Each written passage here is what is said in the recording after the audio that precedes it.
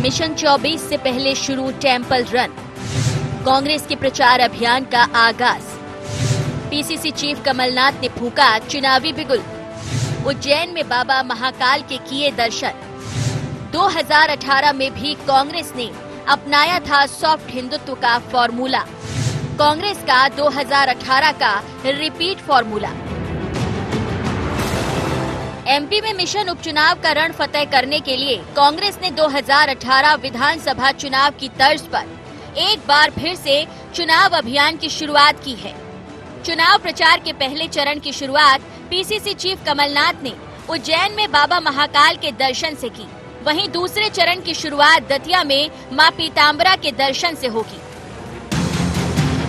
जिसे एक बार फिर से कांग्रेस के सॉफ्ट हिंदुत्व से जोड़कर देखा जा रहा है। भाजपा बोली, भगवान झूठों की नहीं सुनते। भगवान को झूठ बोलने वाले और धोखा देने वाले कभी पसंद नहीं आते। पीताम्बरा पीठ से जब ये अध्यक्ष बन के आए थे माननीय कमलनाथ जी, तब इन्होंने शुरुआत की थी। महाकाल भी गए थे, पीताम्बरा पीठ भी गए थे। दोनों में आशीर्वाद मिला।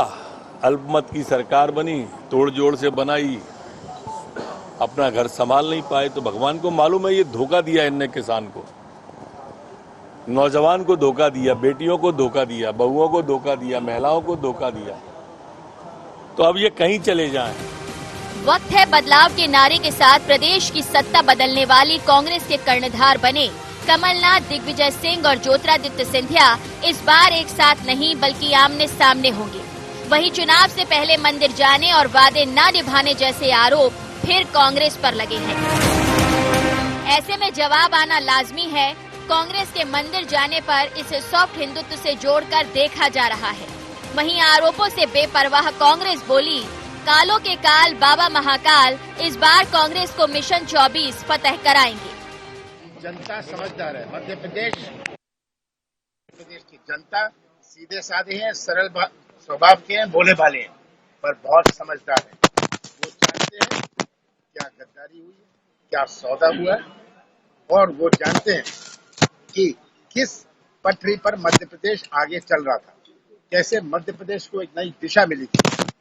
मुझे पूरा विश्वास है कि मध्य प्रदेश की जनता हमारा साथ देगी और फिर से कांग्रेस की सरकार बनेगी। पवित्र काम करने के लिए और प्रदेश के भविष्य के हित में माननीय कमलनाथ जी ने महाकाल जी के दर्शन किए और उनसे आशीर्वाद मांगा है प्रदेश की जनता की खुशहाली के लिए, कोरोना बीमारी समाप्त के लिए, और अपने जो अभियान है उस अभियान में आशीर्वाद लेके प्रारंभ कर रहे, ताकि इस जो तोड़ खरीद फरोख्ती बनी सरकार को उखाड़ा जा सके। कांग्रेस की रणनीति 2018 की तर्ज पर है। तब भी कांग्रेस ने सॉफ्ट हिंदुत्व अपनाते हुए अपने प्रचार अभियान की शुरुआत अलग अलग क्षेत्रों में मंदिरों के दर्शन से की थी। वहीं पूरे प्रचार और चुनावी प्रबंधन की कमान कमलनाथ ने संभाली थी और समन्वय की कमान दिग्विजय सिंह ने। देखना होगा कि कांग्रेस का रिपीट फॉर्मूला जीत भी रिपीट करा पाएगा या नहीं। IND 24 के लिए कैमरा पर्सन लक्ष्मी नारायण रैकवार के साथ आकाश सेन की रिपोर्ट।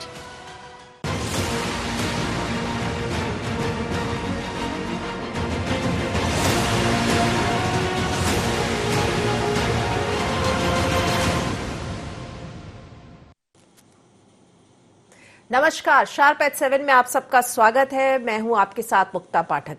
जी हां, मध्य प्रदेश की अगर हम राजनीति की इन दिनों बात करें तो कहीं ना कहीं इस 2018 की झलक नजर आ रही है। कांग्रेस का सॉफ्ट हिंदुत्व कांग्रेस फिर से एक बार अपना रही है। 2018 में तो हालांकि इस सॉफ्ट हिंदुत्व के कई तस्वीरें हमें देखने को मिली थी, टेम्पल रन की कई तस्वीरें हमें देखने मिली थी। हमने कई बार कमलनाथ को, दिग्विजय सिंह को, ज्योतिरादित्य सिंधिया को और प्रियंका गांधी, राहुल गांधी को मंदिरों में जाते हुए देखा था, माथा टेकते हुए देखा था। इस बार एक बार फिर से अगर हम देखें तो 24 उपचुनाव है सामने और फिर हम देख रहे हैं कि कांग्रेस जो है एक तरह से सॉफ्ट हिंदुत्व का एजेंडा फिर से अपना रही है। पिछली बार 2018 में उसको सफलता मिली थी।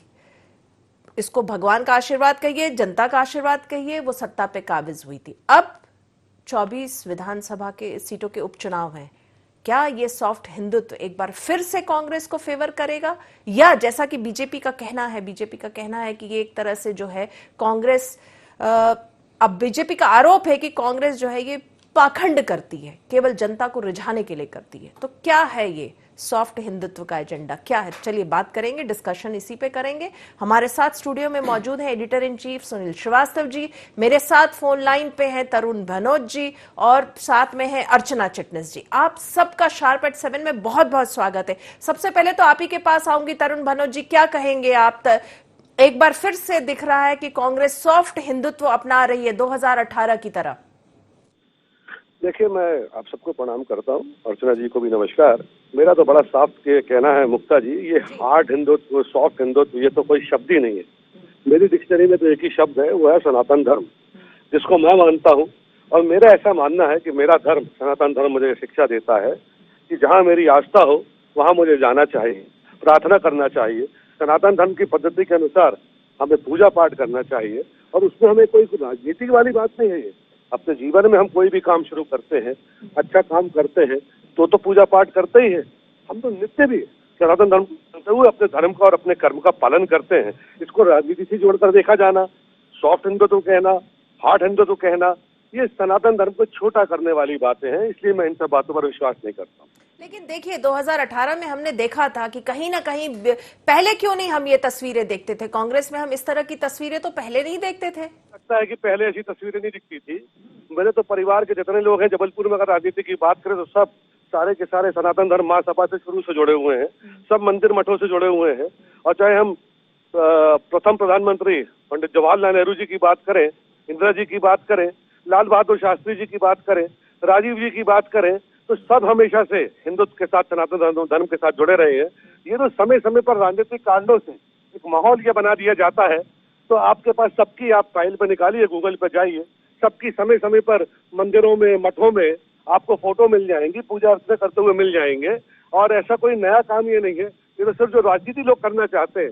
और मुझे तो बड़ा दुख होता है और अंदर से दर्द भी होता है जब हम सनातन धर्म की व्याख्या सॉफ्ट हिंदुत्व के ऊपर, हार्ड हिंदुत्व के ऊपर, सेंटर और राइट पे करें, तो बड़ा दुख देने वाली बात है। धर्म हमारा आस्था का प्रतीक है, और हमारा धर्म हमें सबसे ज्यादा प्यारा है, हमारा देश हमें सबसे ज्यादा प्यारा है, हमारी संस्कृति हमें सबसे ज्यादा प्यारी है, हमारी राजनीति अलग है और ये विषय अलग।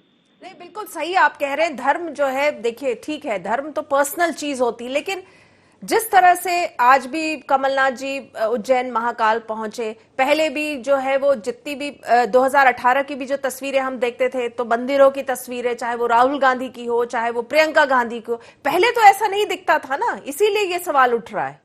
देखिए, क्यों नहीं दिखता था, ये तो देखने का नजरिया है।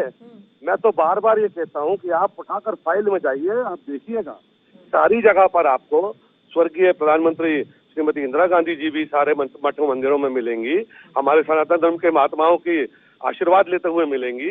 आपको सब हमेशा से मिलेगा। कांग्रेस पार्टी में ये सिखाया जाता है, और हमारे धर्म हमें ये सिखाता है, हमारे परिवार के, हमारे जो गुरु हैं, हमारे जो बड़े हैं, वो हमें संस्कार देते हैं कि अपने धर्म का ईमानदारी के साथ पालन कीजिए और दूसरे के साथ छेड़खानी मत कीजिए। तो हमको ऐसा कहीं महसूस नहीं होता कि कुछ नया हो रहा है। मैं तो कमलनाथ जी के साथ मुझे बहुत करीब रहने का मौका मिला है, वो तो हमेशा से धार्मिक पद्धति के रहे हैं। और उनका आप चाहे छिंदवाड़ा में देख लीजिए, जो हिंदुस्तान में सबसे बड़ी बजरंगबली की मूर्ति है, वो वहां पर बनी है छिंदवाड़ा में, जिसमें माननीय कमलनाथ जी ने तन मन धन का सहयोग करके और उसको वहां पर बनाया है।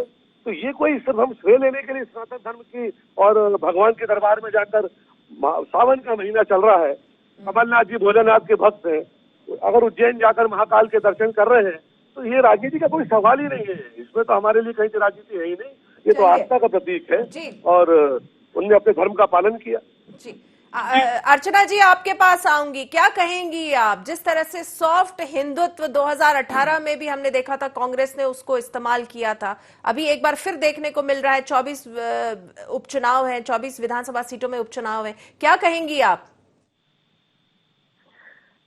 पहले तो मैं मुक्ता जी आज मुझे इनवाइट करने के लिए आपको धन्यवाद दूंगी। अच्छा, थैंक यू। और आज का ये जो पूरा घटनाक्रम है, महाकाल में भोलेनाथ के दर्शन करने से लेकर तरुण भानोट जी के मुंह से जितने भी मैंने अभी उनके विचार सुने, मुझे लगता है कि ये सब कहना समझना कालांतर में सभी दलों को आ गया और कांग्रेस को भी बहुत अच्छी तरह आ गया। एक भारतीय होने के नाते से मुझे इस बात की बहुत प्रसन्नता है कि हमारा जो एक स्यूडो सेकुलरिज्म था, उस स्यूडो सेकुलरिज्म के मोड से इस देश का निकलना और कांग्रेस को इस बात का एहतराम होना, इस बात की समझ आना, ये अपने आप में भारतीय संस्कृति की जीत है और अपने आप में ये इस बात का द्योतक है कि आप स्यूडो सेकुलरिज्म के साथ में इस देश को स्वीकार नहीं है, ये बात कांग्रेस आज समझ चुकी।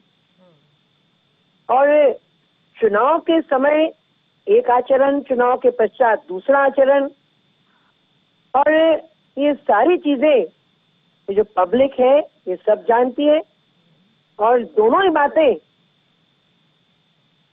जो माननीय शिवराज जी ने कही और वही बात कमलनाथ जी ने भी कही कि मध्य प्रदेश की जनता बहुत समझदार है और मध्य प्रदेश की जनता ये समझ रही है कि इसे सारी पूजा अर्चना मध्य प्रदेश की जनता की बेहतरी के लिए नहीं, खुद अपनी कुर्सी पाने के लिए है। लेकिन किसी की आस्था पर प्रश्न चिन्ह नहीं लगाया जा सकता। आस्था अपनी जगह पर, चाहे मेरी हो, चाहे तरुण जी की हो, चाहे पूर्व मुख्यमंत्री जी की हो, चाहे वर्तमान मुख्यमंत्री जी की हो, आस्था सबकी सम्मानीय है, लेकिन सीजनल आस्थाएं होना ये उचित नहीं है। चलिए, वक्त हो चला एक बहुत छोटे से ब्रेक का। तरुण भनोट जी आप, अर्चना चिटनीस जी आप बने रहिएगा फोन लाइन पे, हम जल्द ही लौटेंगे।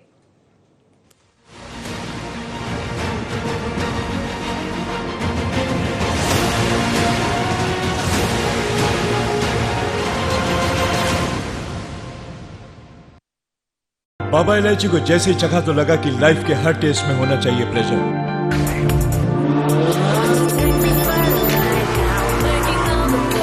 बाबा इलायची, व्हाट्स योर प्लेजर?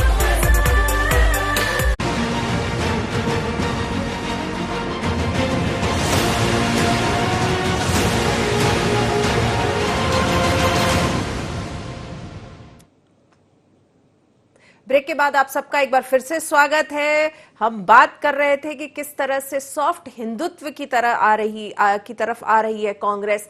भनोट जी आपके पास आऊंगी। आपने सुना होगा अर्चना चिटनीस जी को, उन्होंने कहा ठीक है आस्था पे तो कोई क्वेश्चन मार्क नहीं है, लेकिन उन्होंने बधाई दी एक तरह से कांग्रेस को कि आप लोगों ने जो सूडो सेक्युलरिज्म है उसकी राह से आप जो है हिंदुत्व की तरफ आ रहे हैं, भारतीय संस्कृति की तरफ आ रहे हैं। मुझे बड़ा आश्चर्य होता है, जिस पार्टी का जन्म मुश्किल से 30, 35, 40 वर्षों का है, राजनीतिक पार्टी है, उसके लोग हमें अब सनातन धर्म की व्याख्या भी सिखाने लगेंगे, हमें बधाई भी देने लगेंगे, हमें हमारे संस्कारों और धर्म के बारे में बताने लगेंगे। ये तो परंपरा है हमारी, सनातन समय से चली आ रही है और इसको हम निभाते आ रहे हैं। इसके लिए हमें किसी का सर्टिफिकेट लेने की मुक्ता जी आवश्यकता नहीं है और न किसी को खुश होने की देने की आवश्यकता है। ये बड़ा निजी विषय है, सबका धर्म, सबको मानने की पद्धति, सबकी पूजा पाठ प्रार्थना की पद्धति। और मैं तो ये मानता हूँ कि सनातन धर्म में ही हमारे हजारों हजार देवी देवता है। कोई किसी को व्रत रखता है, कोई किसी की उपासना करता है, कोई किसी को मानता है। तो ये इस प्रकार की राजनीतिक बातें करना कि चुनाव के पहले एक बात अलग होती है, चुनाव के बाद आचरण अलग होता है, ये सिर्फ भारतीय जनता पार्टी के नेताओं का शगल है। जमा पूंजी इनकी यही इनके पास में है कि भगवान के नाम पे और धर्म के नाम पे लोगों की आस्थाओं को भड़का ले, समय समय पर अलग अलग प्रकार की बातें कर ले।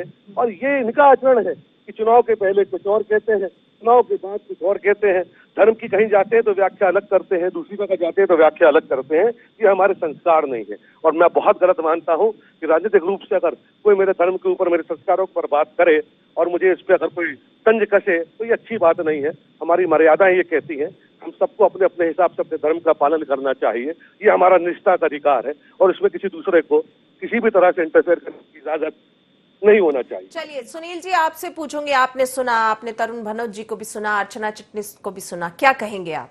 हाँ बिल्कुल मुक्ता जी, क्योंकि धर्म आचरण, आस्था और दर्शन का विषय है, प्रदर्शन का नहीं। लेकिन दुर्भाग्य है हिंदुस्तान का कि धर्म को भी प्रदर्शन का विषय बना दिया जाता है, राजनीतिक मुद्दा बना दिया जाता है।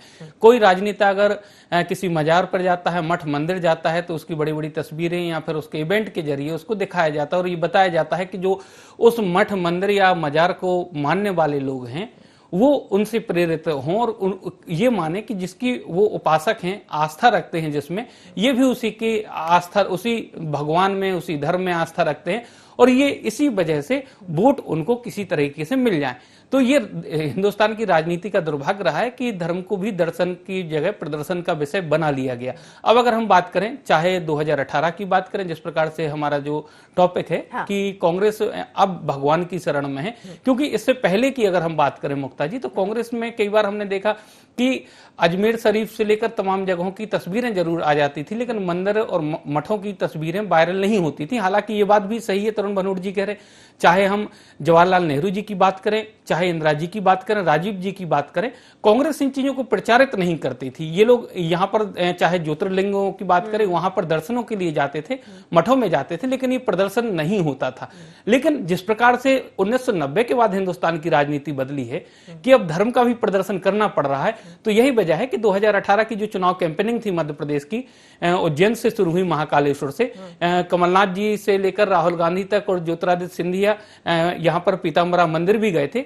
और खास बात, अगर यहां सिर्फ कांग्रेस की बात नहीं करेंगे, हम बीजेपी की बात करें मुक्ता जी, तो आपको भी याद होगा, आप भी कई बार कवरेज के दौरान गई हैं, जब भी 2008 के विधानसभा चुनाव की बात हो, 2013 की हो, 2018 की हो, जब भी जन आशीर्वाद यात्रा मुख्यमंत्री जी ने चुनाव के पहले निकाली है, विधानसभा चुनाव के पहले, तो वो उज्जैन के महाकालेश्वर की पूजा अर्चना के बाद ही निकली है। तो ये आस्था का विषय है, क्योंकि अगर वहां से बीजेपी की सरकार आई तो फिर एक ये रहता है कि यहां से सफलता मिली है तो उसी जगह से चुनाव कैंपेनिंग शुरू करनी चाहिए। अगर कांग्रेस की बात करें, 2018 में दिग्विजय सिंह को समन्वय समिति का अध्यक्ष बनाया गया था और दिग्विजय सिंह जी ने राम राजा सरकार यानी ओरछा से अपनी यात्रा जो है समन्वय की शुरू की थी। और फिर जिस प्रकार से उन्होंने 6 महीने तक जो नर्मदा यात्रा की है, उस दौरान भी उनके कई यहाँ पर जो अनुभव रहे हैं, उनका फायदा भी कांग्रेस को मिला है। तो धर्म के जरिए, क्योंकि बहुत सॉफ्ट यहाँ पर धार्मिक या धर्म गुरुओं के जरिए या फिर धर्म के जरिए राजनेता वोटरों के पास आसानी से पहुंच जाते हैं, उनको मोल्ड कर सकते हैं। और यही वजह है कि धर्म आस्था के साथ साथ अब प्रदर्शन का प्रदर्शन भी हो, बिल्कुल प्रदर्शन का विषय हो गया। अर्चना जी, आपके पास आऊंगी, क्या लगता है इस धर्म के प्रदर्शन से कितना फायदा कांग्रेस को होगा? अभी 24 विधानसभा सीटों में उपचुनाव होने हैं। 1.5 साल की सरकार देखने के बाद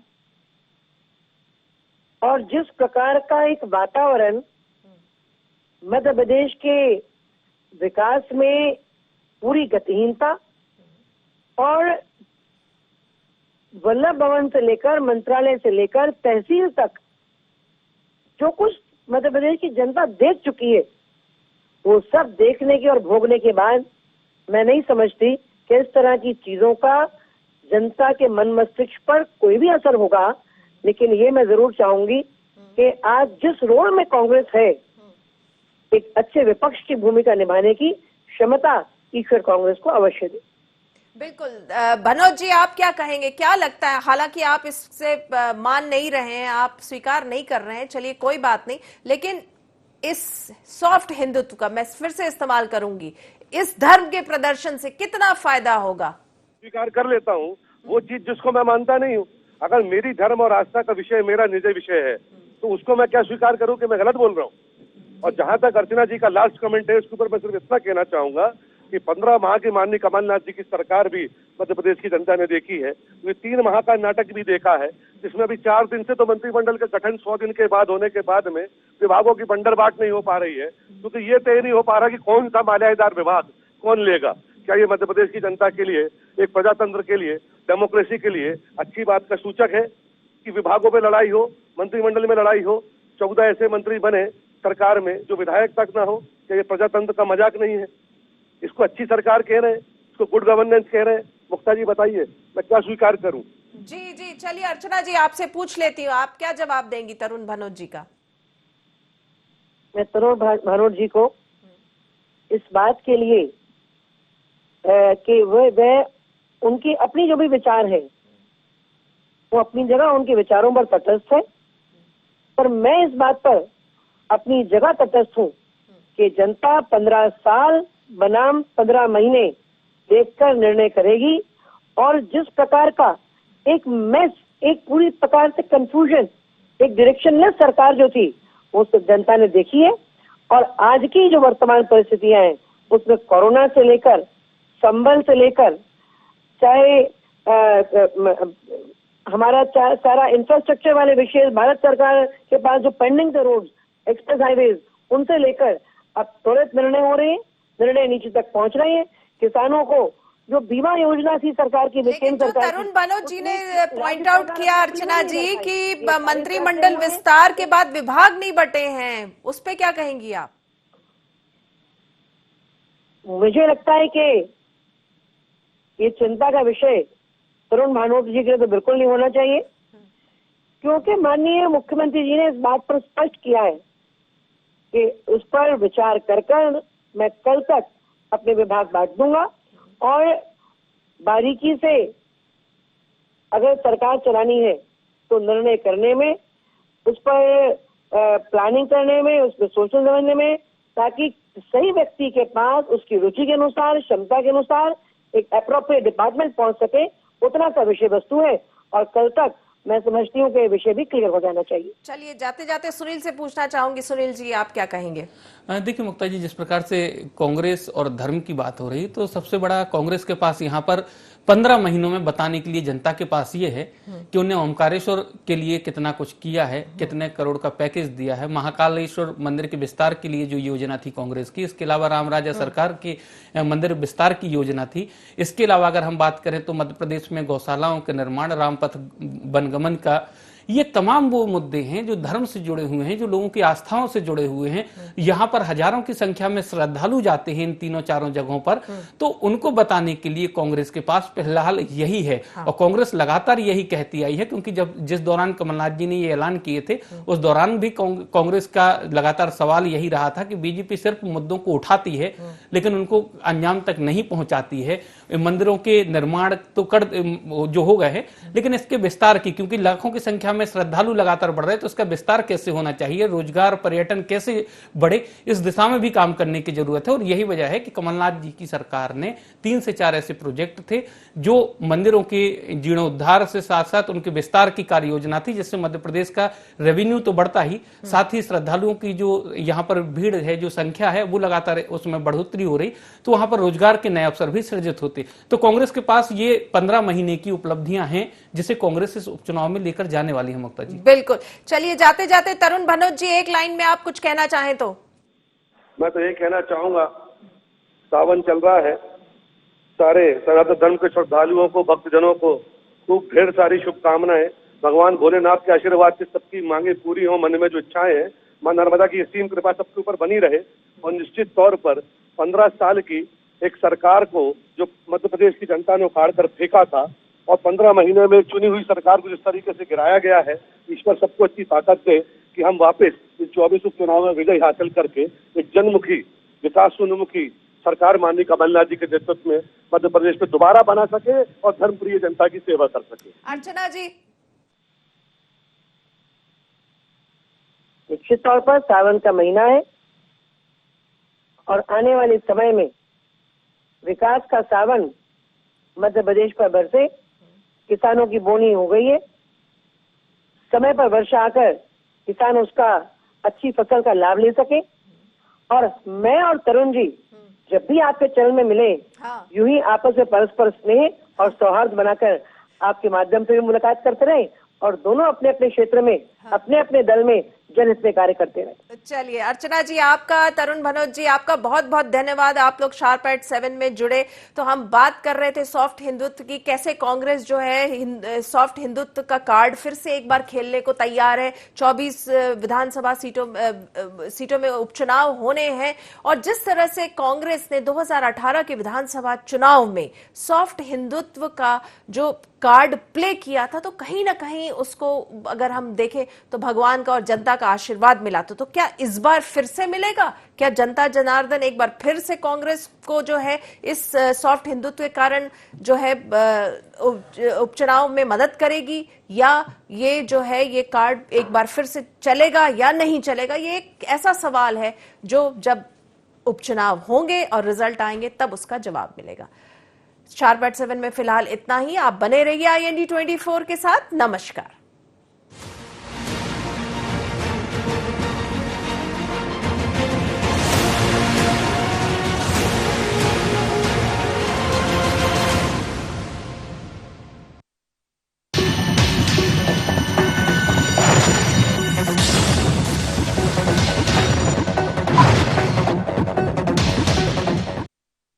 बाबा इलायची को जैसे ही चखा तो लगा कि लाइफ के हर टेस्ट में होना चाहिए प्लेजर।